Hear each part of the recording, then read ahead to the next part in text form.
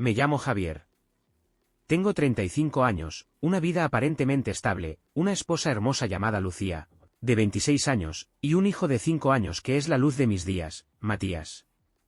Vivimos en un vecindario tranquilo en las afueras de Sevilla, rodeados de familias jóvenes, vecinos que se han convertido en amigos, casi como una gran familia extendida.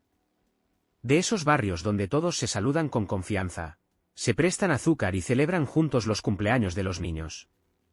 Hasta hace poco, yo creía que tenía una vida perfecta. O al menos, una vida buena. Trabajaba como administrador de sistemas para una empresa de logística. Un trabajo estable, horarios decentes. Lucía era maestra de preescolar, amorosa con Matías, dulce, y siempre con una sonrisa lista para todos. La gente solía decir que hacíamos una buena pareja. Y yo me lo creí.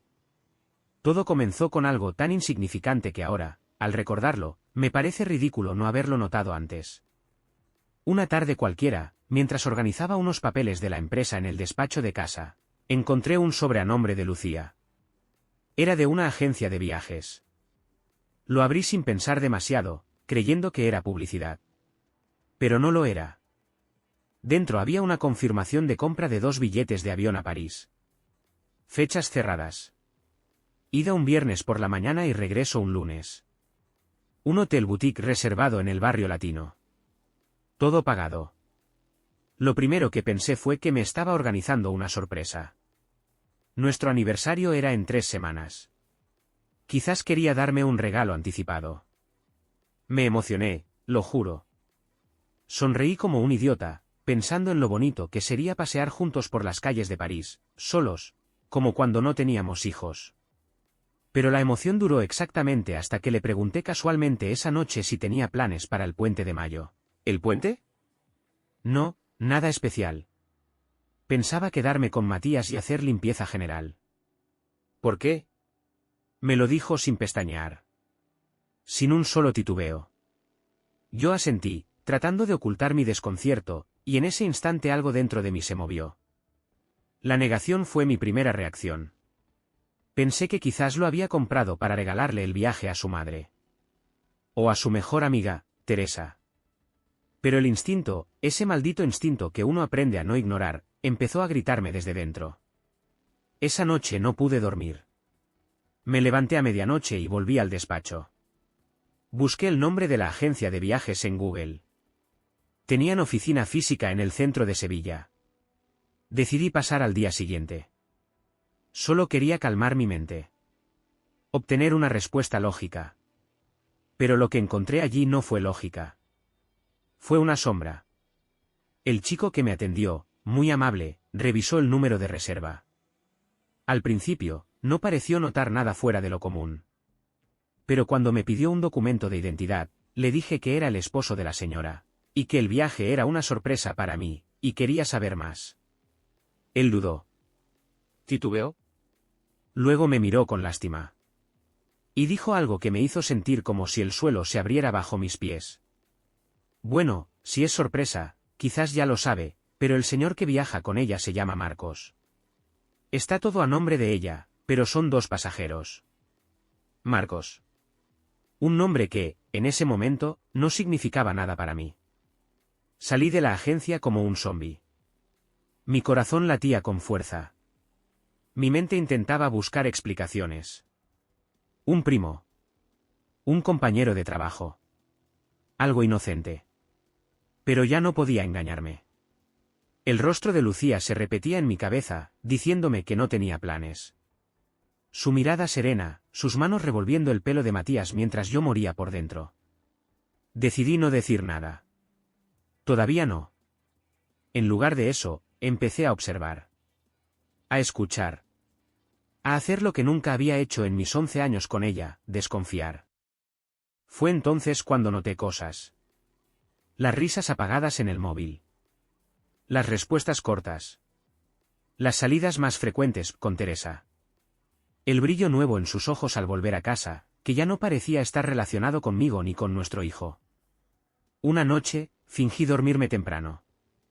La escuché entrar al baño con el móvil. Reía en voz baja. Como una adolescente enamorada. Cuando salió, Se metió en la cama sin hacer ruido. Me dio un beso en la mejilla. Sentí que me ardía. No dormí. No soñé. Solo esperé a que amaneciera. Los días siguientes fueron una tortura silenciosa. En casa todo parecía normal. Pero en mi interior se gestaba una tormenta. Decidí hablar con nuestros vecinos, con quienes compartíamos más que una verja, Pablo y Sandra, del número 7. Él era mi amigo desde la universidad, y su esposa, una mujer intuitiva como pocas. No les dije nada al principio. Solo pregunté si habían notado algo extraño. Fue Sandra quien me dio la primera pista real. Ahora que lo dices, la semana pasada vi salir a Lucía del coche de un hombre que no era tú. Iban muy juntos. Pensé que sería un familiar. ¿No? Negué lentamente. El nombre Marcos Ayala seguía taladrándome la cabeza. Esa misma noche, mientras Lucía daba un baño a Matías, revisé su bolso. Encontré un recibo de una cafetería en Triana, 2 cafés, 2 croissants, y una servilleta doblada con un número de teléfono y un pequeño corazón dibujado. El número no estaba guardado en su teléfono. Lo supe porque lo memoricé y lo intenté marcar desde el mío. Nadie respondió. Pero la voz del buzón era de un hombre. Marcos. No había pruebas aún, no las irrefutables.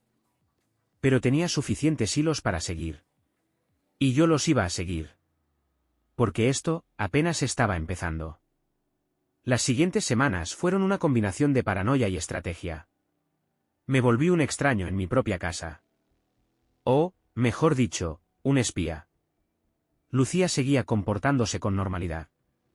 Al menos, la versión de normal que había aprendido a mostrar. Reía con Matías, me preguntaba por mi día, preparaba la cena como siempre. Pero ya no me tocaba como antes. Ya no buscaba mi mirada. Me daba cuenta de que evitaba estar a solas conmigo por mucho tiempo. Y lo peor era que, yo lo permitía. Porque necesitaba más tiempo. Más pruebas. Lo primero que hice fue conseguir una copia del itinerario de los billetes a París. Usé su número de reserva, aún disponible en el sobre que había guardado. Me hice pasar por ella en una llamada y pedí una copia por correo electrónico. El viaje era en menos de 2 semanas. Y ahí estaba, vuelo a París para 2 personas. Pasajeros, Lucía Martín Ruiz y Marcos Ayala Gómez. Hotel, Maison des Jardins, 3 noches, cama matrimonial. Todo reservado con su tarjeta personal. ¿Quién era él? Marcos Ayala. Ese nombre se volvió una obsesión. Lo busqué por todos lados. En Facebook, en Instagram, en los registros públicos. No aparecía nada concluyente. Había decenas de Marcos Ayala, pero ninguno con conexión evidente con Lucía. Hasta que una noche, Matías, sin saberlo, soltó una pista que me heló la sangre. Estábamos viendo una película de dibujos, y él dijo: «Papá, hoy vino el señor de las gafas a buscar a mamá». «¿Qué señor?» «Uno con coche gris». Me dio un caramelo y me dijo que no dijera nada, que era un secreto de mayores. Pero yo te lo digo a ti porque tú eres mayor también. No sabes cómo me contuve para no salir corriendo al cuarto y gritarle a Lucía en ese instante. Pero no lo hice. Matías tenía 5 años. No entendía lo que acababa de confesar. Yo sí. Y esa noche, por primera vez, sentí miedo. No solo era un engaño. Era una mentira dicha tan en confianza que incluso había alcanzado a mi hijo. Un hombre que yo no conocía, recogiendo a mi esposa y dejando a mi hijo con palabras manipuladoras. Necesitaba pruebas. De verdad.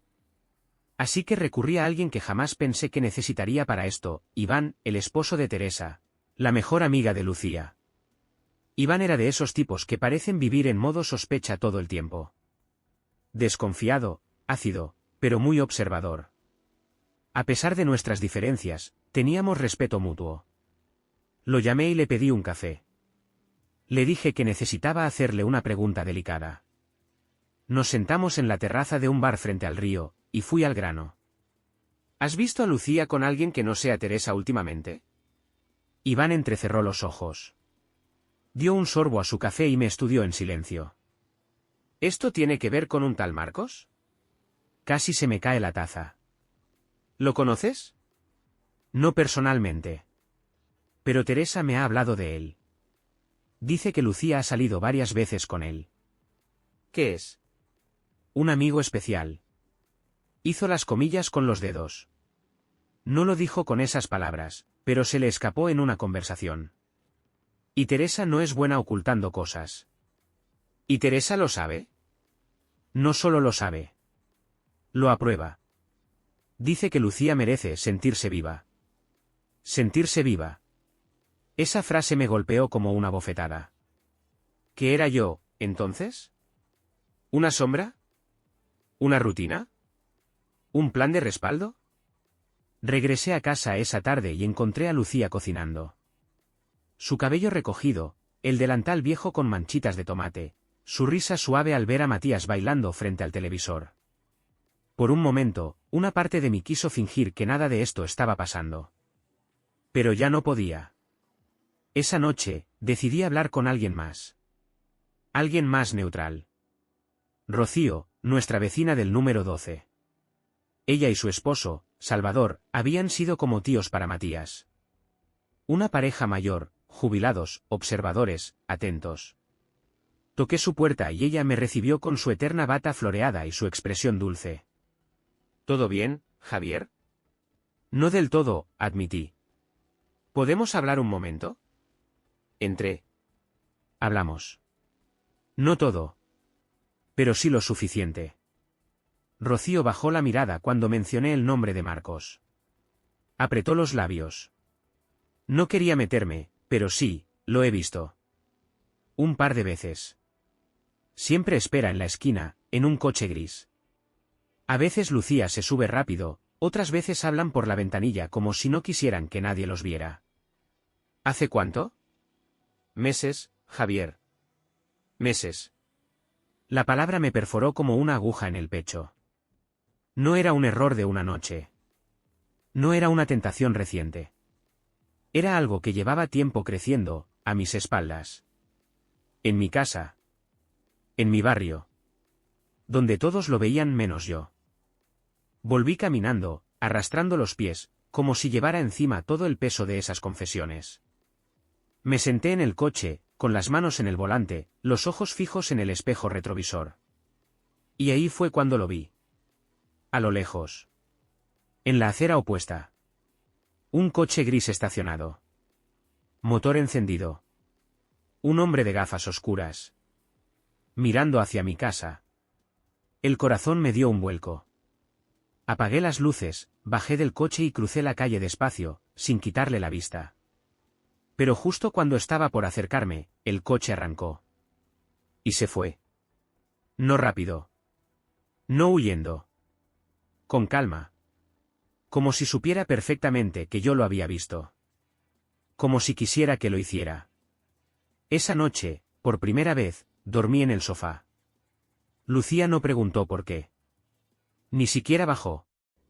Y fue entonces cuando lo supe con absoluta certeza. Todo lo que venía después iba a doler más que esto. Porque esto, era solo el prólogo. Los días siguientes se volvieron extraños. Lucía seguía su vida como si todo estuviera bien. Yo seguía la mía como si no supiera nada. Y entre nosotros, el aire se había vuelto espeso, como si ambos supiéramos que algo estaba por explotar, pero nadie se atreviera a ser el primero en romper el silencio. Decidí jugar mi papel. Sonreía en las comidas. Hablaba con Matías como siempre. Me sentaba con ella a ver series, aunque no recordara nada de lo que pasaba en pantalla. Todo en mí era vigilancia disfrazada de normalidad. No había vuelto a ver el coche gris, pero lo sentía cerca. Como si estuviera al acecho. Como si él supiera mis movimientos. Y eso me inquietaba más de lo que quería admitir. Una noche, mientras Lucía dormía profundamente, bajé al salón y abrí mi portátil. Usé un programa para rastrear el nombre de Marcos Ayala en bases públicas y redes menos convencionales. Fue entonces cuando apareció algo inesperado. Había un Marcos Ayala Gómez que trabajaba en una empresa de diseño arquitectónico, ubicada a apenas 10 minutos de la escuela donde Lucía daba clases. Lo supe por una nota de prensa de un proyecto reciente que él había liderado en un parque infantil. Su foto estaba ahí. Joven, pelo oscuro, barba arreglada, sonrisa carismática. Parecía sacado de un catálogo de IKEA. Y en el pie de foto decía, responsable del rediseño del espacio educativo del centro infantil Los Almendros. Los Almendros. El mismo lugar donde Lucía daba clases. No era casualidad. Él había estado ahí. Probablemente había trabajado codo a codo con ella durante semanas. Eso explicaba todo, las sonrisas, los mensajes, los viajes. París no era un capricho. Era una extensión de algo que llevaba mucho tiempo gestándose bajo mi techo, en la cotidianidad que ya no me pertenecía. Y aún así, no era lo peor. Lo peor vino después. Estaba revisando mi correo cuando vi un mensaje de Pablo, mi vecino del número 7. Tenemos que hablar. Es importante. No por aquí. ¿Pablo? ¿Por qué Pablo? Salí a la calle de inmediato. A pesar de la hora, las luces del porche de su casa estaban encendidas. Toqué con suavidad. Me abrió en pijama, con cara de no saber por dónde empezar. ¿Qué pasa? Pregunté, sintiendo el vértigo en la garganta. Me hizo pasar. Sandra, su esposa, estaba en la cocina, y evitó mirarme. Nos sentamos en el comedor. Mira, Javier, no sabía si decírtelo. Pero creo que ya es demasiado. No puedo seguir haciendo como que no sé. Asentí, esperando. Hace unos días, Sandra escuchó algo. De Lucía. En la terraza. Estaba hablando por teléfono. Pensó que estaba sola. ¿Y qué dijo? Pablo bajó la mirada. Dijo que ya no podía sostener esta farsa. Que lo de Javier se había vuelto insostenible. Que después de París tomaría una decisión. Que necesitaba empezar de nuevo. Sentí como la silla se desvanecía bajo mi cuerpo. ¿Más detalles? Hablaba bajo. Pero lo que quedó claro es que hablaba de dejarte. Que todo este teatro, era solo eso. Un teatro. Hasta después del viaje. ¿Y Sandra está segura?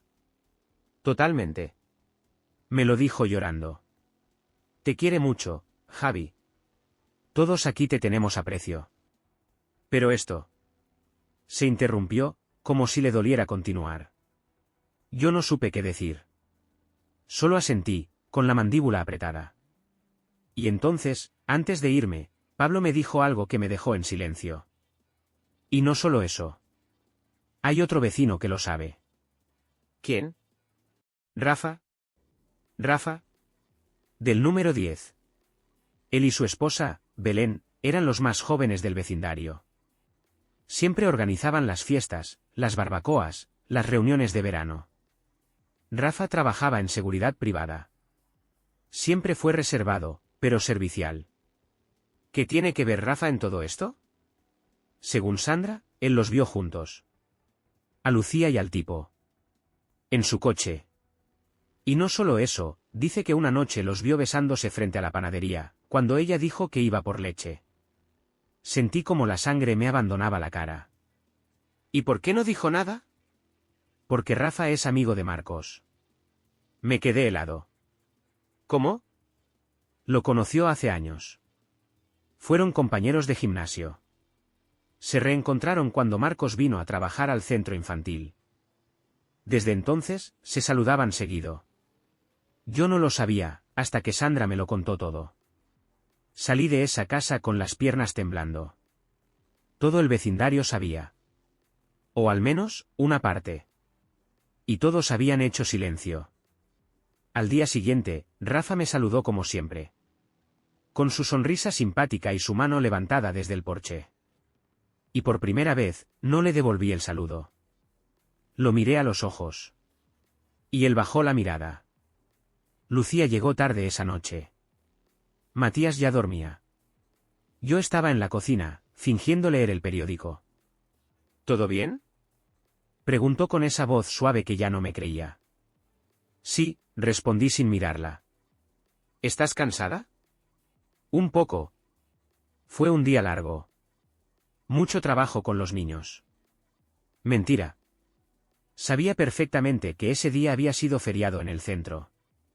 Y sin embargo, ella sonreía. Como si nada. Como si no estuviera rompiendo mi mundo con cada paso que daba. Subió, se duchó, y al rato se escuchó el sonido de su móvil vibrando contra la mesa de noche. 2 veces. Luego una tercera. Me acerqué a la puerta sin hacer ruido. Y escuché su voz. En tono bajo. Cálido. Íntimo. Sí, amor, ya estoy aquí. No, no sospecha nada. Todo va según el plan. Me alejé despacio, con el pecho apretado y la cabeza a punto de estallar. No sabía qué plan. Pero ya no iba a esperar más. El juego había durado demasiado. Y la función estaba a punto de terminar. El día siguiente fue distinto. Lucía despertó más temprano de lo normal. Preparó el desayuno para Matías, me dejó el café listo y se fue sin mucho ruido. Ni un beso, ni un «que tengas buen día». Solo una nota rápida en la encimera: «Hoy salgo antes del trabajo. Paso por el súper». Ya ni siquiera fingía.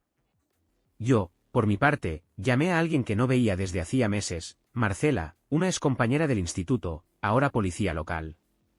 Siempre tuvimos una amistad de esas que nunca se rompen del todo, aunque pase el tiempo. Le pedí encontrarnos para un café en un sitio discreto. No quería darle muchos detalles por teléfono, pero bastó con que oyera mi voz para decir: «Dime dónde y a qué hora». Nos vimos en una cafetería pequeña cerca del centro, donde nadie nos conocía. Le conté todo, o casi todo. Ella me escuchó sin interrumpir. Cuando terminé, se quitó las gafas de sol y me miró con esa cara que pone cuando se está preparando para darte una verdad difícil. ¿Quieres que lo investigue? Solo dime si este tipo tiene algún historial. Algo. Necesito saber quién es Marcos Ayala de verdad. Marcela asintió.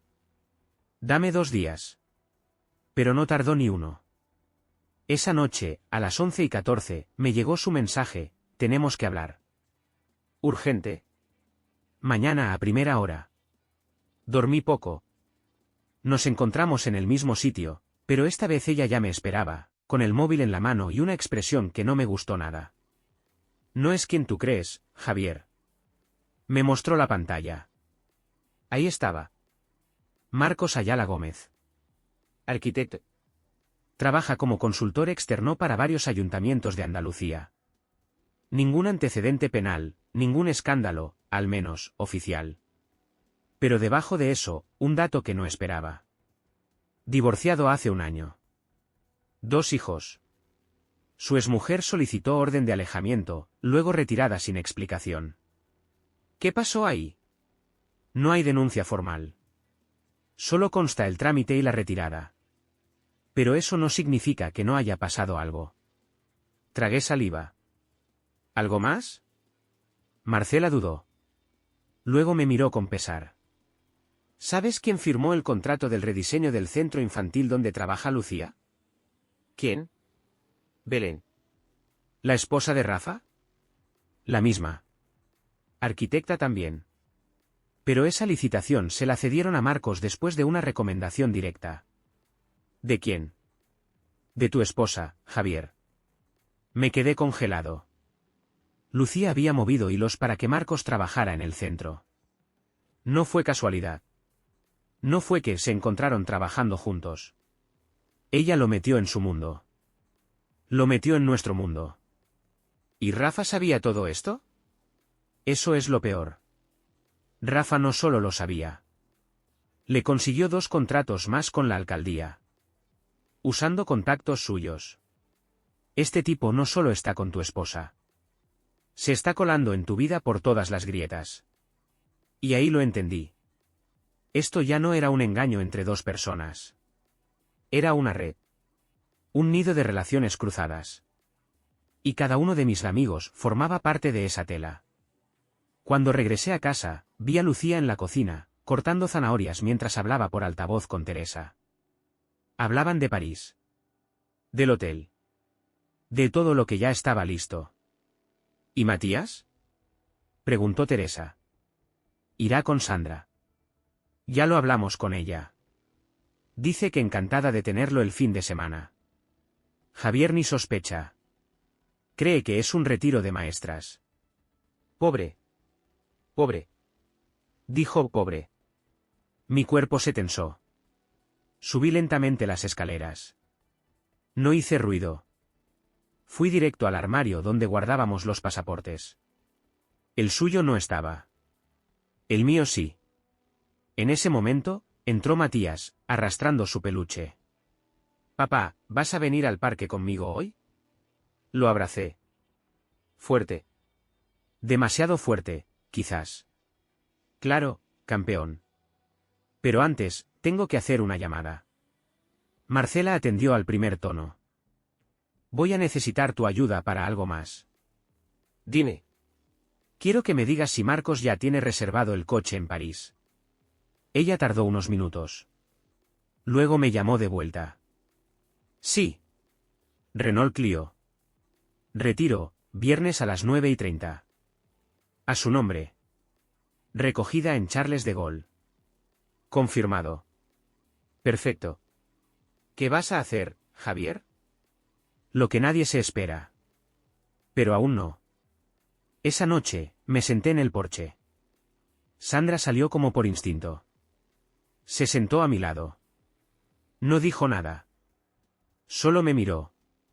Y después de un rato, murmuró. Perdóname. ¿Por qué? Porque yo lo supe antes que nadie. Y me quedé callada. Pensé que era una aventura de esas que mueren rápido. Pero luego vi a Matías, y no pude. ¿Desde cuándo? Desde antes de Navidad. Empezaron con cafés, salidas de trabajo. Después, se volvió habitual. Yo lo veía. Rafa también. Nos peleamos por eso. ¿Y ahora? Ahora no puedo más con la culpa. Lucía va a dejarte, Javi. Lo tiene decidido. Dice que solo espera que Matías se acostumbre a la nueva rutina. Marcos tiene un piso en Cádiz. Van a mudarse allá. Me costó respirar. ¿Y tú? Yo, estoy de tu lado. Siempre estuve. Pero me faltó valor. La miré. Y vi en sus ojos algo real. Asentí, con la garganta cerrada. Entonces vas a ayudarme. ¿A qué? A que vean que no soy el pobre Javier. A que esto no termine como ella espera. Después de hablar con Sandra, ya no podía volver a ser el mismo. Mi plan todavía no estaba claro, pero una cosa sí lo estaba, yo no iba a dejar que se llevaran a Matías. Ni con excusas, ni con nuevas rutinas, ni con viajes románticos a París. Si ella quería comenzar una nueva vida, tendría que hacerlo desde cero. Sin borrar la nuestra como si nunca hubiese existido. Al día siguiente, llamé a mi abogado de confianza, Óscar, alguien que me había ayudado años atrás con un tema laboral. Le pedí una reunión urgente. ¿Es un tema de empresa? Preguntó. No. Es personal. Y necesito que lo manejes con la misma frialdad que cuando ganaste aquel juicio contra Fertrans. Nos vimos en su despacho. Cerrado, sin asistentes. Le conté todo. Lo de Lucía. Lo del viaje. Lo de Matías. Lo de los vecinos. Al principio solo me escuchó. Luego sacó una libreta y empezó a escribir. ¿Tienes pruebas? Copia de los billetes a nombre de ella y Marcos. Grabaciones de voz. Fotos del coche. Testimonios de al menos 3 vecinos. Todo con fechas. ¿Y estás dispuesto a pelear por la custodia? Sí. Pero no quiero pelear ahora. Quiero que ella crea que todo sigue igual. Hasta que vuelva de París. O incluso mejor, que se confíe tanto, que no sepa por dónde vino el golpe. Óscar me miró como si no me reconociera. Nunca te vi así. Porque nunca me habían hecho esto. Antes de irme, me hizo firmar un documento. Una especie de preaviso. No era una demanda, pero sí una declaración que dejaba constancia de que estaba al tanto de una posible situación de abandono emocional, de manipulación familiar, Y de riesgo para la estabilidad de mi hijo. Era algo que se usaría si las cosas se torcían demasiado. Y se iban a torcer. Volví a casa con la cabeza llena de ideas. Pero ni me imaginaba que el golpe más sucio aún estaba por llegar. Esa tarde, tocan a la puerta. ¿Es Rafa? El que había estado callado. El que había visto a Lucía besarse con Marcos. El que había ayudado a meterlo en el centro infantil. ¿Podemos hablar?, dijo, evitando mi mirada. Al. Te debo una disculpa. Sí. Y una advertencia. Eso sí me hizo levantar la ceja. Lucía ya sabe que estás sospechando. Me congelé. ¿Cómo lo sabe? Alguien le contó lo de Sandra. Lo de la conversación en tu casa. Mi mente fue como un dominó de sospechas. ¿Fuiste tú? No. ¿Entonces quién? Pablo. ¿Pablo? Sí. Anoche discutieron. Él le dijo que se sentía mal por ti. Que esto no podía seguir así. Y ella, se quebró. Le dijo que ya no te amaba. Que todo esto era su única salida. Que tú habías cambiado. Que eras distante, frío, poco ambicioso. Rafa hizo una pausa. Y Pablo, en vez de quedarse callado, fue y se lo dijo a Marcos. ¿Qué? Sí. Se lo dijo. A él. Directamente. Le mandó un mensaje diciéndole que tú estabas empezando a juntar pruebas. Que Sandra había hablado. Que tu abogado estaba al tanto. Quiso ganarse su confianza. No sé por qué. Tal vez por miedo. O por cobardía. Yo no podía creer lo que oía. Pablo, el que me había invitado a su casa. El que me dijo todos te apreciamos. El que había fingido estar de mi lado. ¿Y cómo sabes todo esto? Rafa dudó. Porque yo también me cansé de fingir. Y esta mañana hablé con Marcos. Le dije que no me parecía lo que estaban haciendo. Que era una traición en cadena. Y él, se rió. Dijo que tú no podías hacer nada. Que estabas demasiado tarde. Que tenías corazón pero no colmillo. ¿Y tú? ¿Ahora te toca ser el héroe? No, Javier. No soy héroe. Soy alguien que vio a su esposa llorar porque se sentía cómplice de algo injusto. Y eso me hizo despertar. Quise creerle. Pero algo en mí seguía tenso. ¿Qué quieres de mí? Nada. Solo decirte que te adelantes. Que no esperes al viaje. Porque si ella sabe que ya lo descubriste, va a tomar medidas. ¿Qué tipo de medidas? Quizás te denuncie. Por acoso, por amenazas, por manipulación. Ya lo hizo con su ex, ¿sabes? Marcos. Su ex esposa también intentó advertir. Pero él se adelantó. La dejó como una loca. La información cayó como una bomba. ¿Y si me está haciendo lo mismo? Por eso vengo. Para que te prepares. Porque tú no eres un loco. Eres un padre. Y un buen hombre. Le agradecí. Pero no lo invité a entrar. Ni le ofrecí café. No podía volver a confiar así de rápido. Esa noche no dormí. Fui al cuarto de Matías. Lo vi dormir con su peluche apretado, la respiración tranquila, su pequeño pecho subiendo y bajando sin preocupaciones. Y me hice una promesa. No dejaría que lo convirtieran en daño colateral. Porque esto ya no era un juego de traición. Era una guerra de territorio. Y yo tenía claro cuál era el mío. 2 días antes del viaje a París, Lucía empezó a cambiar su tono. No drásticamente, no de forma evidente, pero lo noté. Dejó de preguntarme cómo estaba. Hablaba en monosílabos. Se ponía nerviosa cuando yo entraba a la habitación mientras escribía en su móvil. Y por primera vez en mucho tiempo, empezó a salir sin despedirse. El colmo fue cuando me preguntó, de manera forzada, si no me apetecía tomarme unos días solo, para desconectar. Desconectar. Yo ya sabía lo que eso significaba, me estaba midiendo el terreno. Preparando el escenario. Tal vez quería que me fuera antes del viaje, para dejar a Matías con los vecinos y volar tranquila con Marcos, sin tener que enfrentar ninguna sospecha. Pero yo ya no era ese Javier ingenuo. Había dejado de reaccionar con emoción. Ahora actuaba con estrategia. A escondidas, instalé una pequeña cámara en el salón. Una de esas que parecen detectores de humo. También conecté una app al router del Wi-Fi para monitorear las conexiones. Todo de forma legal, y todo registrado. Y así fue como, un miércoles por la tarde, cuando dijo que iba al súper por pañales, vi desde el móvil cómo entraba en casa con Marcos. Entraron riendo. Con confianza. Él tenía la mano en la espalda de ella. Lucía lo guió por el pasillo como si fuera su casa. Y en efecto, lo era. Porque yo ya no vivía ahí. No desde hacía meses, aunque durmiera bajo ese techo.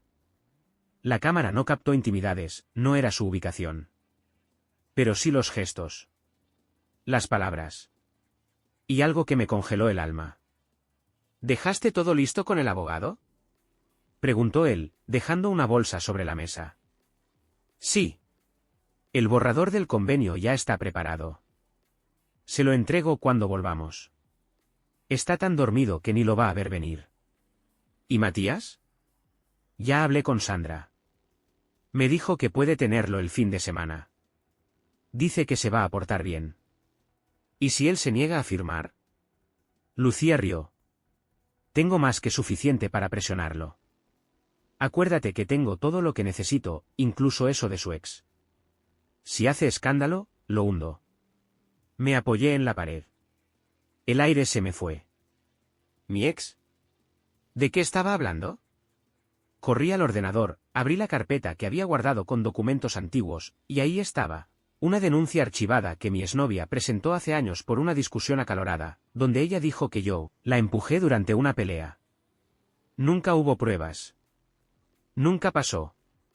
Fue retirada a la semana. Pero había quedado el registro. Y Lucía lo sabía. Porque en su día me pidió verlo para entenderme mejor. Y ahora, pensaba usarlo. Me senté. Me reí. No de alegría. Ni siquiera de furia. Me reí del dolor. Del nivel al que esto había llegado. Ya no era solo infidelidad. Ni siquiera abandono. Era una guerra sucia. Con el padre de su hijo. Horas después, cuando volvió a casa, me saludó como si nada. ¿Fuiste al súper?, pregunté sin mirarla. Sí, pero estaba lleno. Compré lo básico. Voy mañana otra vez. Levanté la vista, la vi preparando una infusión. ¿Algo más que deba saber? ¿Perdona? Nada. Olvídalo. Fingí cansancio. Subí las escaleras. Y esa noche, dormí como nunca. Porque ya no tenía miedo. Tenía un plan. Al día siguiente, cité a Marcela, la policía. Le mostré los clips, los audios, las capturas. Ella los guardó en su USB y me dijo lo que necesitaba oír. ¿Quieres que esto se use legalmente? Apenas ella presente los papeles del convenio. ¿Y si no lo hace? Entonces, lo sabré. Porque el viernes voy a seguirla hasta el aeropuerto. Marcela me miró con esa mezcla de respeto y lástima. No sé si admiro tu calma o me asusta. Estoy más despierto que nunca. Ese mismo día, me crucé con Sandra, que ya no podía disimular la culpa. ¿Sigues en pie para cuidar a Matías el fin de semana?, le pregunté, con frialdad. Sí, claro. Pero... Javier, yo no sabía todo. Lo juro. Pero sabías algo. Sí, admitió, bajando la cabeza. Y no sabes cuánto me pesa. Entonces demuéstralo. ¿Cómo? Le entregué una copia USB con las grabaciones y un sobre. Llévalo a casa de tu prima, la jueza. Y dile que me llame. Sandra parpadeó, confundida. ¿Qué vas a hacer? Salvar lo único que vale la pena. A mi hijo. Y a mi dignidad. Ella asintió, tragando saliva. Y en ese momento, supe que me creía. Por la noche, Lucía hizo algo nuevo, me tocó el brazo. Me miró. Me sonrió. He estado pensando, Javi, deberíamos tomarnos un descanso, tú y yo. Un par de semanas. Respirar un poco. Volver a encontrarnos. ¿Antes o después de París? Sus ojos se clavaron en los míos. Se quedó en silencio. ¿Qué dijiste? Nada, respondí. Solo que me parece buena idea. Quizás sí. Un descanso. Asintió despacio. Se alejó. Pero no sin mirar atrás. Por primera vez, noté una grieta en su seguridad. Porque quizás no sabía que tanto sabía yo. Y esa duda era el arma más poderosa que tenía. Lucía nunca llegó a París. Cuando llegó al aeropuerto, lista para el viaje con Marcos, la policía la esperaba. Gracias a la denuncia preventiva y las pruebas entregadas, se detuvo a Marcos por suplantación en trámites administrativos. A Lucía no la arrestaron, pero sí le notificaron la medida cautelar. Perdía la custodia provisional de Matías hasta la audiencia. Yo ya estaba en casa con mi hijo. Lucía volvió a una casa vacía. Todo lo mío estaba fuera. En su lugar, una carta. Mentiste, traicionaste, manipulaste. Pero lo único que nunca permitiré, es que le robes a Matías su padre. Nunca respondió. Sandra me dijo que ahora llora por los rincones, que ni Marcos le responde el teléfono. Yo, en cambio, estoy en paz. No gané con odio. Gané con verdad. Y eso, basta.